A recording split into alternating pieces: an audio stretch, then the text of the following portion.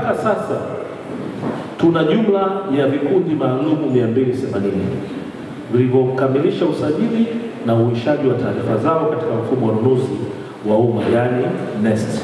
Kwa sababu haya yote, ndugu washiriki, mtapata elimu kwa wawezeshaji kwamba yanafanyika kupitia mfumo maalum wa ununuzi wa umma kidijitali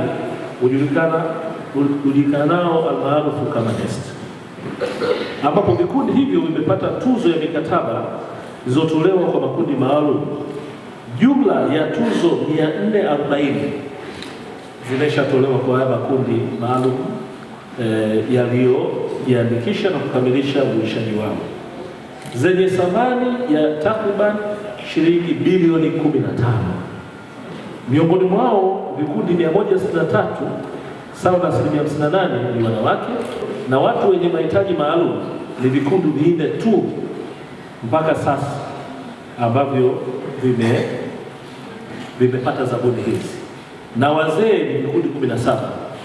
Sasa kama unavyoona, kwanza usajili ni mdogo, vikundi 280, na mahitaji ni kwamba kikundi kiwe na kati ya watu 5 mpaka 20, na unaona bado kuna mwamko mdogo kwa vikundi vya watu wenye mahitaji maalum, kwa sababu ni vikundi 4 tu ambavyo vimeshasajiliwa, vimeshawisha taarifa zao na ambavyo vimepata zabuni na kufanya kazi na serikali. Na ndio maana PPRA tumeona tuna haja kubwa ya kukutana na viongozi wa jumuiya pamoja na chama, tukishirikiana na hizi wizara mbili kuongeza kasi. Tunapozungumzia 30% kutengwa kwa taasisi nunuzi zote, takriban ununuzi wa umma huko kati ya trilioni 20 na trilioni 25. Kwa tunaweza tukawa tunazungumzia kati ya trilioni 3 mpaka trilioni 4 mpaka 5. Kwa hiyo ni fedha nyingi ambazo serikali imezielekeza taasisi nunuzi kuhakikisha wanatengeneza kazi ambazo ndio kazi ambazo zinafanyika kila siku katika utekelezaji wa majukumu yao. Niwapongeze sana PPRA, lakini pia niwaombe, huu sasa ni mzizi ambao mmeusimika. Sasa mzizi unapoanza kwenda chini, inakuja shina, hatimaye matawi.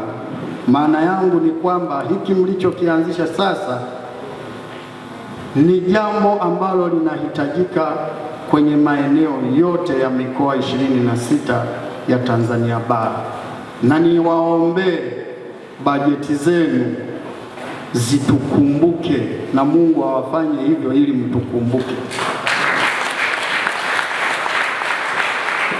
Lakini pia mkurugenzi, watu wa serikalini na wanasiasa mna msemo mmoja, nyinyi ni walemavu watarajiwa. Basi mkayafanye haya kama kweli walemavu watarajiwa.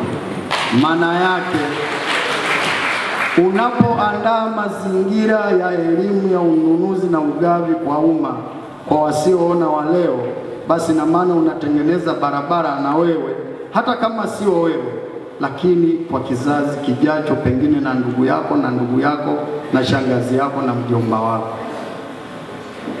Mheshimiwa Rais wa Jamhuri ya Muungano wa Tanzania, mama yetu Daktari Samia Suluhu Hassan, aliwaagiza nyinyi wasaidizi wake mkae na kuwasikiliza watu wenye ulemavu. Leo tunaona matunda ya kauli na maagizo ya Mheshimiwa Rais. Mama Samia oye! Mama Samia oye!